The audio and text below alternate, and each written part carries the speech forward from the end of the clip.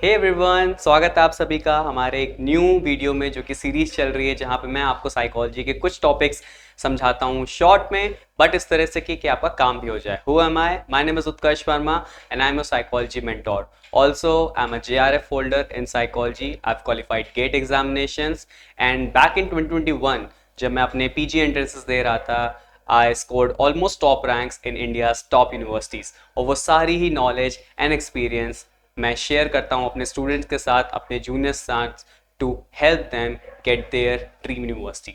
Alright, मेरे batches live चल रहे हैं और मेरे बैचेस न्यू रिलीज हो रहे हैं 11th ऑफ दिसंबर से। तो अगर आपको उन बैचेस में पार्टिसिपेट करना है, उन बैचेस को परचेज करना है, तो आप लिंक पे क्लिक कर सकते हैं। स्टडी कैपिटल आपको डाउनलोड कर सकते हैं एंड डाउनलोड करते ही आपको सारा प्रोसेस पता चल जाएगा। हम अपने क्लासेस में लाइव क्लासेस प्रोवाइड करते हैं, रिकॉर्डिंग लेक्चर्स उसके रहेंगे, short notes, PPTs, 1-to-1 guidance and mentorship. साथ ही साथ आपको टेस्ट सीरीज भी मिलेंगी जो कि एकदम पैटर्न बेस्ड होंगी आपकी सीवीटी एग्जामिनेशन के साथ। साथ ही साथ आपके कोर्स प्राइस में ना सिर्फ पार्ट बी अवेलेबल रहेगा विच इज साइकोलॉजी, साथ ही साथ आपको पार्ट ए की क्लासेस भी मिलेंगी because those 25 questions are also important. 75 questions तो आपके टॉपिक के रहेंगे साइकोलॉजी के, दैट्स चिल, उसमें तो कोई दिक्कत नहीं है, हो जाएगा।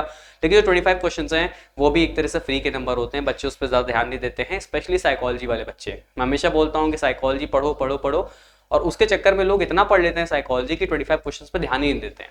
होता क्या है, 75 में वो कभी भी 75 तो करके आएंगे नहीं। 75 में बहुत अच्छा बच्चा रहा तो मे बी 70 सही हो जाए, 67 सही हो जाए, और उधर 25 में फिर वो कुछ नहीं कर पाते हैं, तो इवेंचुअली उनका सिलेक्शन नहीं होता है। ऑलराइट, तो बिल्कुल डिवाइड करके चलना है अपनी स्ट्रैटेजीज को, कैसे प्लान करना है, कैसे टाइम मैनेजमेंट करना है, इसकी भी मैं एक न्यू वीडियो बनाऊंगा। अभी के लिए कंटिन्यू करते हैं, हमारे लास्ट वीडियो से पिक करते हैं। लास्ट वीडियो में हम बात कर रहे थे डीएसएम क्या होता है, डीएसएम और आईसीडी में डिफरेंस क्या होता है। आज हम बात करेंगे डीएसएम का मल्टी एक्सियल अप्रोच क्या होता है या मल्टी एक्सियल सिस्टम क्या होता है। बहुत फेमस है। बेसिकली डीएसएम में 5 एक्सेस होती हैं। Alright, axes 1, axes 2, axes 3, axes 4, axes 5। अब इसको हम एकदम इजी करने के लिए समझ लेते हैं कि these axes are basically the chapters of the DSM. एकदम इजी करने के लिए कर लेते हैं कि ये 5 चैप्टर हैं इस बुक में। ऑलराइट, फर्स्ट चैप्टर में कुछ डिसऑर्डर्स के बारे में लिखा हुआ है, सेकेंड चैप्टर में भी कुछ डिसऑर्डर्स के बारे में लिखा हुआ है, थर्ड चैप्टर में कुछ कंडीशंस हैं, फोर्थ चैप्टर में भी कुछ कंडीशंस हैं, और फिफ्थ चैप्टर में आपकी स्केलिंग है। एकदम बेसिक स्ट्रक्चर। अब इसमें मूव ऑन करते हैं कि ये होता क्या है। बेसिकली आपका जो एक्सेस फर्स्ट होती है वहां पे आपके जितने भी क्लिनिकल डिसऑर्डर्स हैं या जितने भी आपके साइकोलॉजिकल डिसऑर्डर्स हैं वो सारे आते हैं।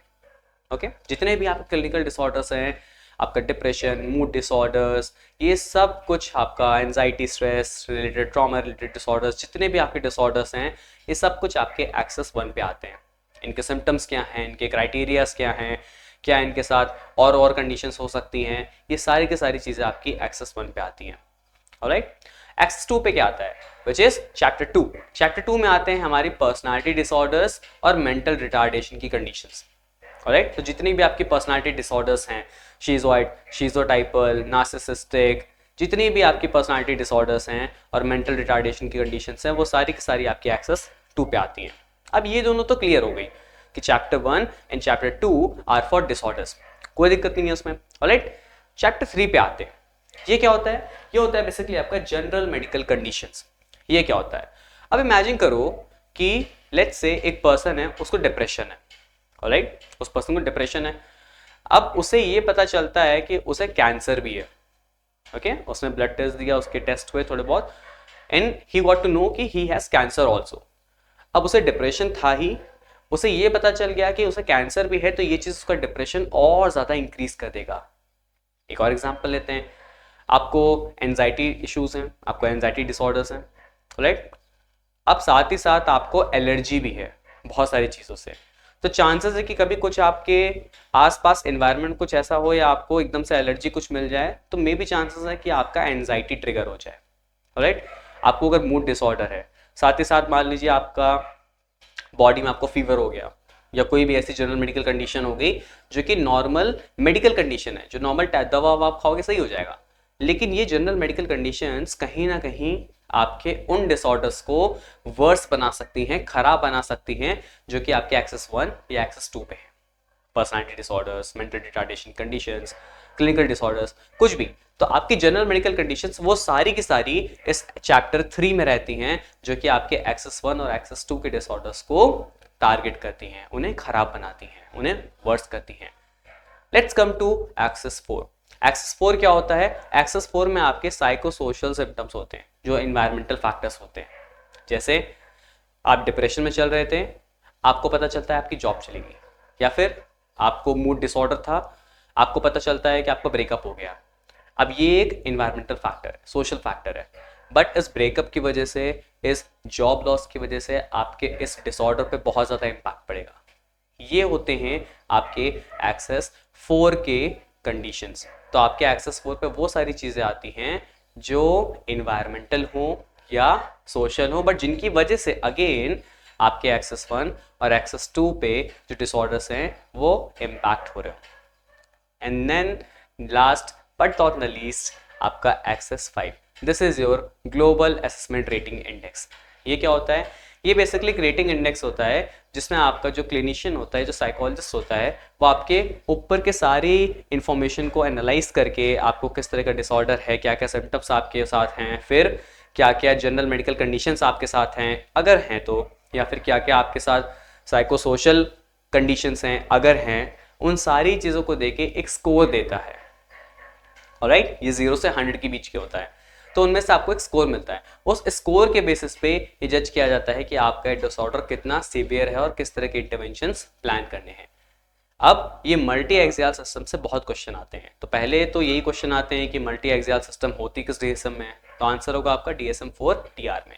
अब ये होता क्या है? बेसिकली जितनी भी हमारे रिसोर्सेज हैं वो 5 एक्सेस पे डिवाइड हैं। ऊपर की 2 एक्सेस हो गई आपके डिसऑर्डर्स के लिए, 3rd एक्सेस हो गई आपकी general medical conditions, 4th access हो गई आपकी psycho social and environmental factors, 5th हो गया आपका ग्लोबल असेसमेंट इंडेक्स। ऑलराइट, तो इसमें क्वेश्चन आता है कि एक्सेस 1 पे क्या रहता है, क्वेश्चन विल कम की एक्सेस 3 पे क्या रहता है। इस तरह की चीज़ें आपके DSM से आती हैं। ऑलराइट, तो आई होप आपको ये DSM की मल्टी एक्सियल अप्रोच सिस्टम समझ आ गया होगा। और इसी के साथ साथ अगर आपको इस तरह की और भी सारे टॉपिक्स और अपनी प्रिपरेशन को बूस्ट अप करना है, so you can join my course. और हिंदी और इंग्लिश का सच कोई बैरियर नहीं है, जैसे मैं यहाँ पे पढ़ा रहा हूँ वैसे मैं वहाँ पे पढ़ाता हूँ। ऑलराइट, सो आई थिंक कि English is more preferred language in India right now. Alright, तो आपको नोट्स भी जो मिलेंगे वो हिंदी में मिल जाएंगे, तो आपको ऐसा कोई दिक्कत नहीं होगी। और जो नॉन साइकोलॉजी बैकग्राउंड के हैं उन्हें भी कोई भी दिक्कत नहीं होगी, because I start my batch with 0। मैं आपको यहाँ से शुरू करूँगा कि व्हाट इज साइंस, साइंस की कैरेक्टरिस्टिक्स क्या हैं, वाई साइकोलॉजी साइंस, मनोविज्ञान विज्ञान क्यों है, हम लोग यहाँ से शुरू करेंगे, फिर धीरे धीरे आगे बढ़ेंगे। Alright, so I hope to see you soon in my batches. Bye bye.